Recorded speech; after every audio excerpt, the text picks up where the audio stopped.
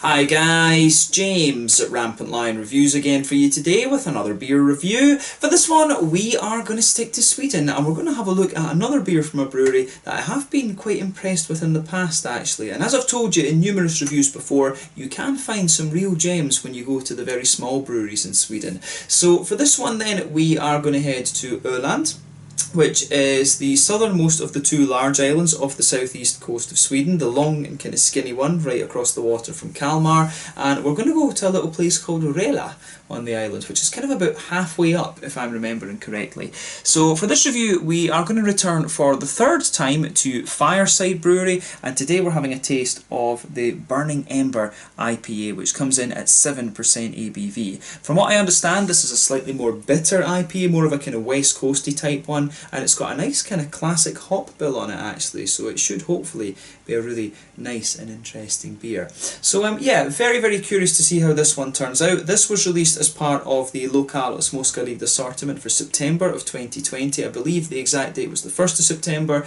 As I said to you earlier, this is my third beer that I've had from these guys. The first one was another IPA that was called Carry the Torch. After that I had the Fields of Fire, which was a strawberry saison, I think. It was made with local Öland strawberries, and that was a really nice one actually. I really enjoyed that beer. I picked that one up actually either in Färjestaden or in Kalmar. I can't quite remember actually, but yeah, definitely a nice little brewery this one, and it's nice to have another beer from them. I hadn't seen anything from them in quite a little while actually, but this is my first review from them in maybe about a year or something like that. I think it's been about a year since we last had a review from these guys. But as I say, nice to try different beers from the small Swedish breweries, and I hope that you guys enjoy my take on this one as well. So let's see how we get on.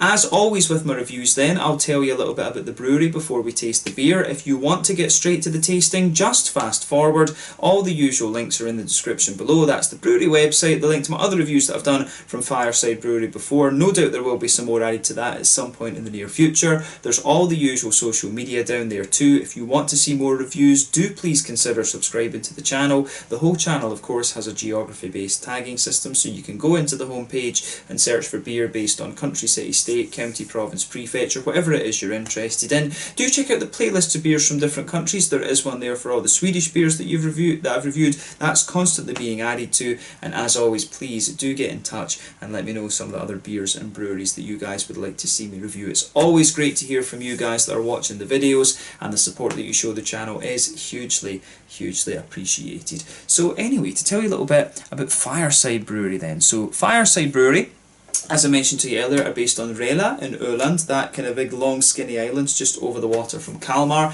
and this is part of an American barbecue restaurant and brew pub.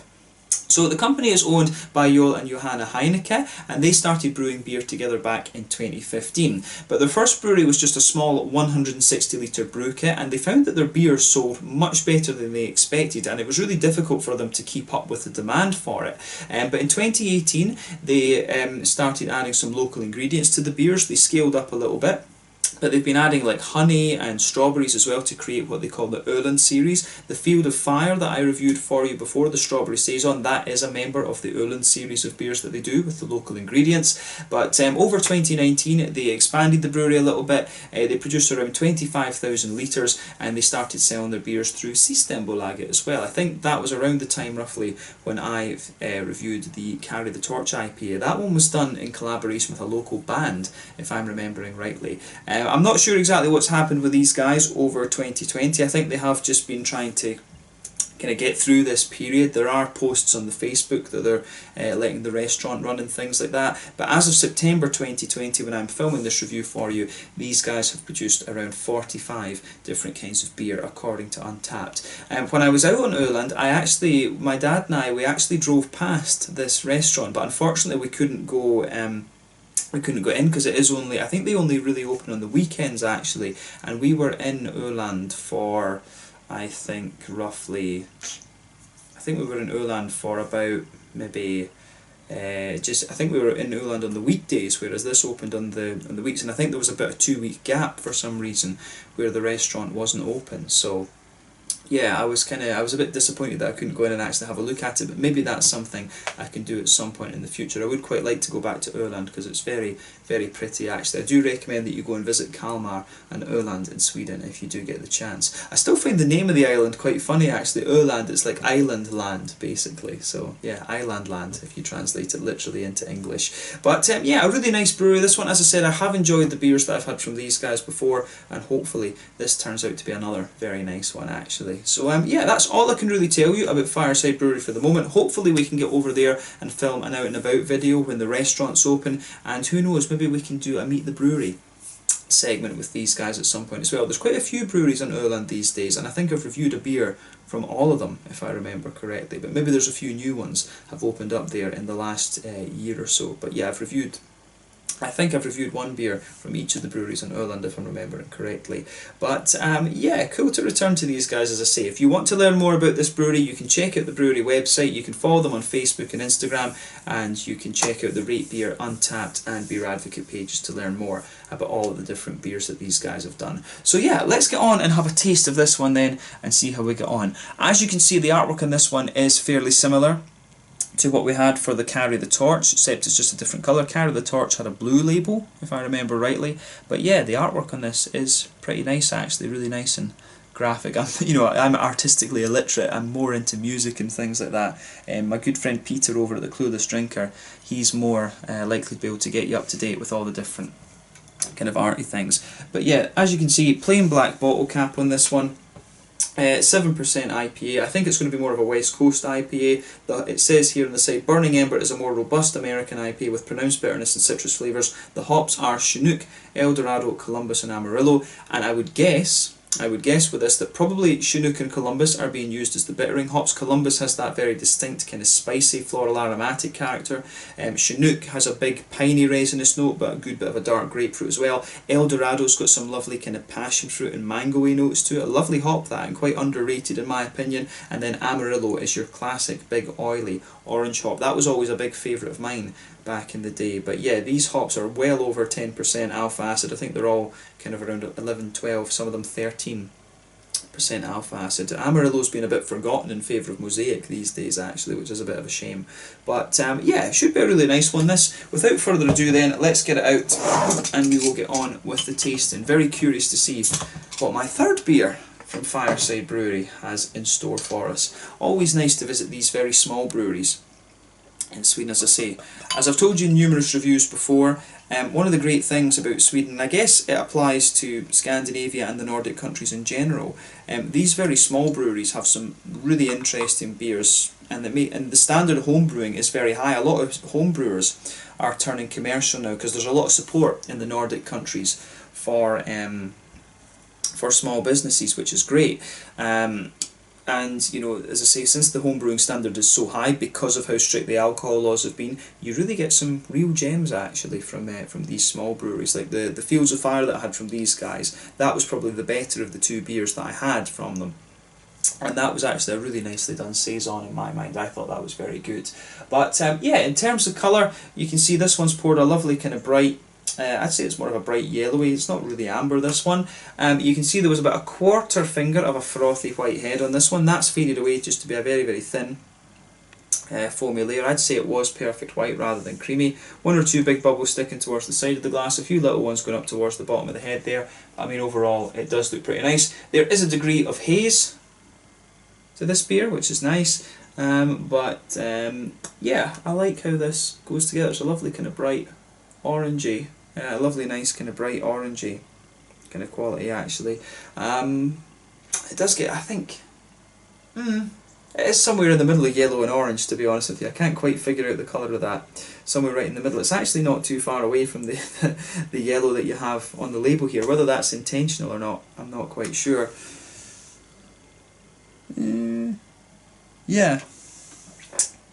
Yeah, no, I'm just talking rubbish there, I guess. It's kind of somewhere.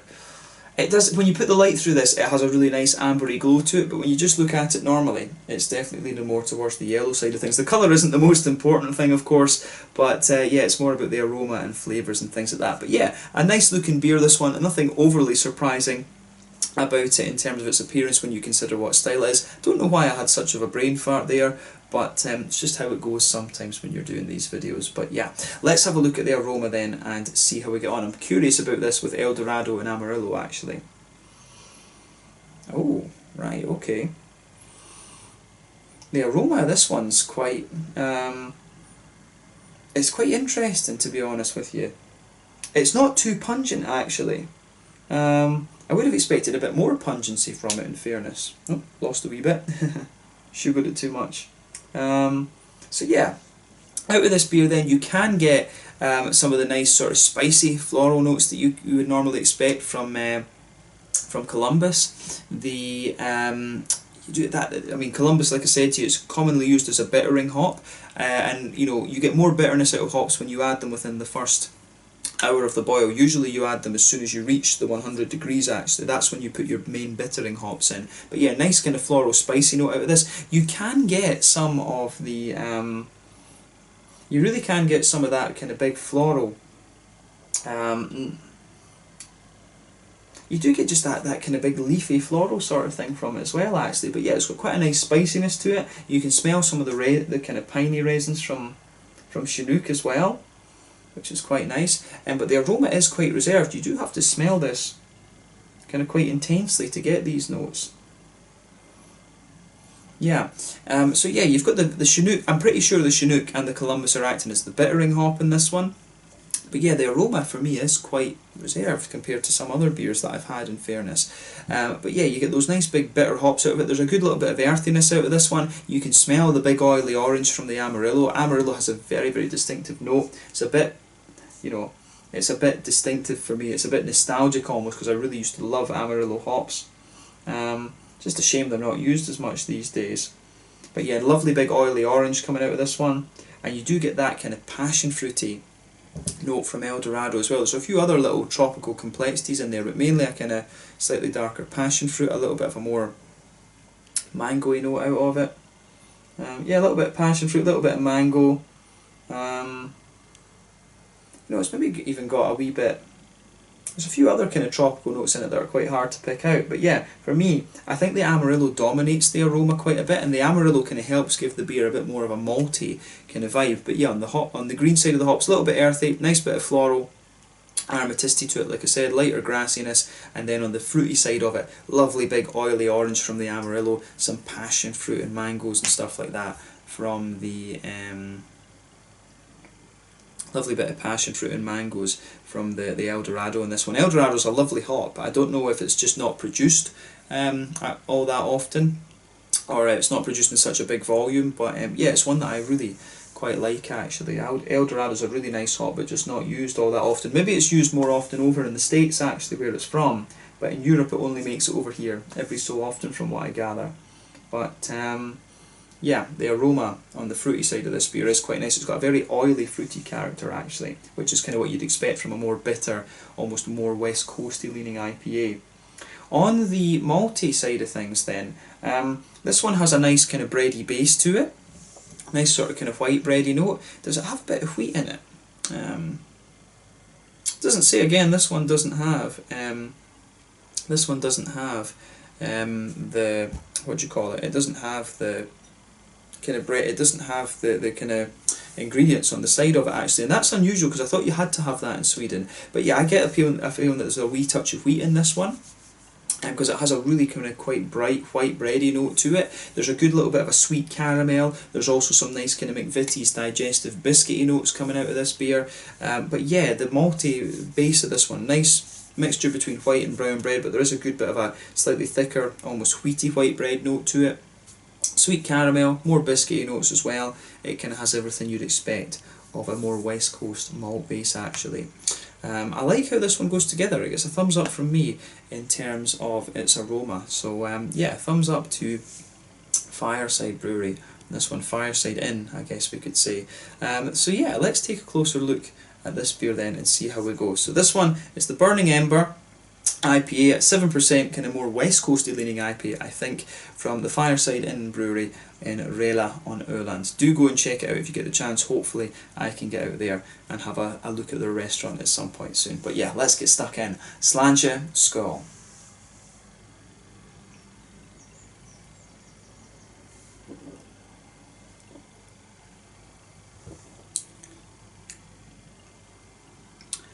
yeah, that's another kind of solid IPA from these guys actually. The Carry the Torch was a nice one. I do remember the Carry the Torch being a little bit more caramelly and stuff. I might be wrong on that, but this beer you can feel with it. It actually starts off more bready in the beginning, I think, and then it really becomes a bit more caramelly and sweet the further you go into the aftertaste, and you can really feel the bitterness building in this one the further you go into it.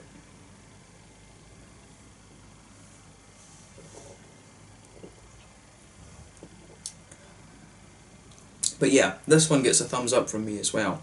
That's nicely done. And this, as I say to you, you can get some really, really nice beers from these very, very small breweries in random places in Sweden.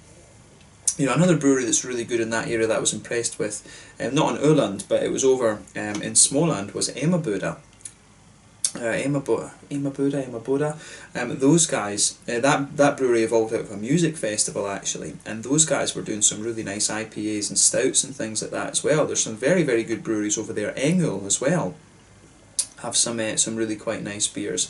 So yeah, I like how this one goes together actually. I mean, these guys, if they did scale up, I think they would do fairly, you know, they would do quite well actually. Yeah.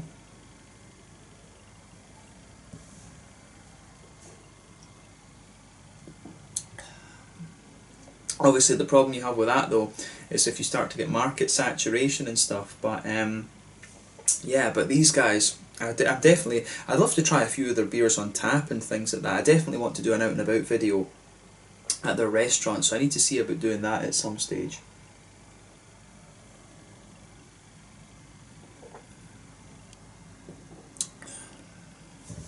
Yeah, this is really nice actually. Yeah, it's quite classic. It really comes across as quite classic, to be honest with you, and I like that more classic hop bill. So yeah, let's try and break down the flavour of this and explain it a little bit more.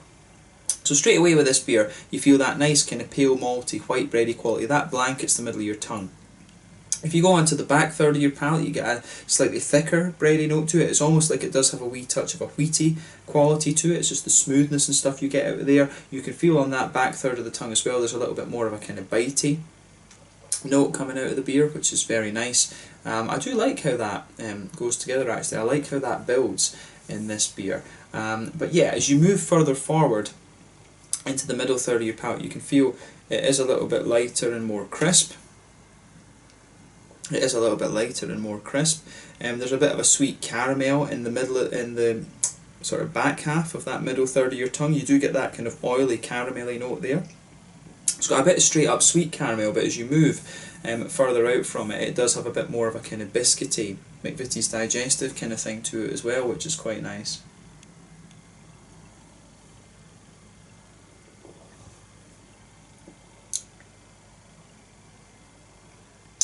Yeah, I do like how that goes together in this one. Yeah, actually, I mean the sweet caramelly biscuit, the sweet caramel note right in the centre of the palate there is really nice. The sweetness actually spreads a bit further forward into the front half of that middle third of your tongue, to be honest. So yeah, right in the middle of that middle third of your palate, you do have the straight up sweet caramel, and as you gradually move out from that centre of your palate, it gets a little bit more biscuity and a little bit more kind of McVitie's Digestive like, but underneath you've got that nice kind of almost quite crisp white bready pale malty kind of thing. I really like how that goes together in this beer. The way that all fits together is very, very nice actually.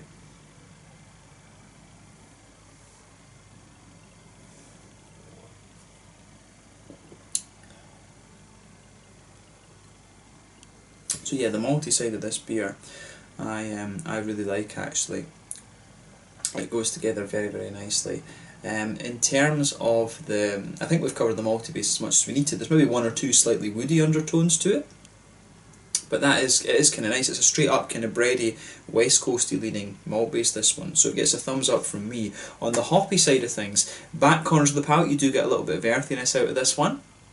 As you move along the kind of front sides of the palate, you can feel that sort of darker piney resin backbone from the Chinook actually, which is nice. But then on top of that, you've got the kind of spicier notes from the Columbus as well, and I do like how that goes together with the beer. I think my sort of theory I had about the Columbus and the Chinook being used as bittering hops, I think that holds true with this beer. I'm pretty sure that's how they've done it. But as you go round the front curve of the palate, the beer definitely kind of becomes a little bit lighter and grassy. Then in that front third of the tongue, you've got the nice oily bubble where the juicy fruity esters push their way out of the beer.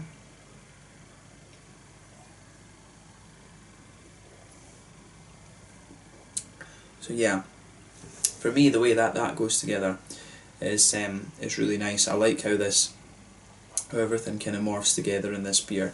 When you go towards the back of that front third of the palate, you do get a wee bit more of that kind of darker passion fruity note coming out of it. There's a wee bit of a more kind of mango-y note in there as well. That's the El Dorado. El Dorado's got some lovely tropically fruit notes to it. It's almost, it's a little bit, you know, El Dorado's kind of like Citra in a way, but I think it has more, the tropical fruits almost feel a little bit lighter in it, and you can really feel that. There is a bit of an almost apricot-y kind of note comes out of this beer as well. You can feel it very quickly. You've got the darker passion fruit, then it goes to a sort of mango-y, almost apricot-y note. The lighter tropical notes, it has that more pungent passion fruit to it usually, El Dorado, but then the other tropical notes are a lot lighter, I think, and less oily than you would normally find with Citra. It's a lovely hop, as I say. In my opinion, it's a bit underrated, but as you reach the kind of front half of that front third of your palate, you definitely get that more oily orangey character from the Amarillo, which is very nice in my opinion. But yeah, I like how the whole vibe of this beer goes together. Actually, it does get a thumbs up from me. It's a really lovely, oily and quite sweet West Coast IPA. This one, it does have a good bit of breadiness to it as well, which is kind of typical of European West Coast IPAs. I've always found the American ones are a little bit more kind of oily and biscuity and stuff like that. But yeah, I like how this one goes together. For me, it's got a nice kick of the oily orange from the Amarillo, as I say, and it's got some tropical fruits in there too. So I mean, this is just it's another very, very solid beer from Fireside, and I've been impressed with the 3 beers that I've had from these guys as well. All 3 of them that I've had now. So yeah, Fields of Fire, it kind of shows you they can do a sort of more Belgian-y type beer very nicely, and the 2 IPAs have been good as well. I've got a feeling that the Carry the Torch was about 7% as well, either that or it was like 6.8 or something like that. But that was solid too, but I think this one might be even better than that. So it just kind of shows you that these guys are sort of moving forward as well, but definitely nice to have these guys on the channel again for sure.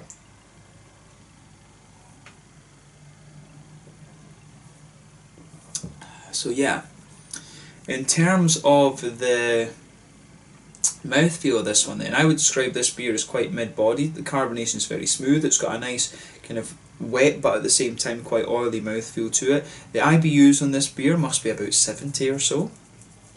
In fact, I think it's said on the bottle. 65, wasn't too far away then. I thought this one was about 70. It had that nice bit of bitterness, you know, the spiciness of the Columbus and the more dank qualities of the more kind of dank quality of the how do you say, of the Chinook coming out of this one really nicely. But yeah, the fruits have got a nice big oily character, and I really like how that goes together in this one. Yeah, it's got a lovely big kind of oily fruity note to it. So yeah, 70 IBUs, nice smoothness and sweetness to the malt base, and then you've got those big oily fruity characters as well. Quite a classic European style West Coast IPA. Almost the breadiness, I think, is what really makes it a bit more European. The American one's a little bit more oily and caramelly almost. But yeah, nice example of the style. Once again, another solid beer from Fireside Brewery. And like I said, I hope I can get over to Öland again and have a go at their restaurant and maybe do a meet the brewery segment with these guys. That would be really cool.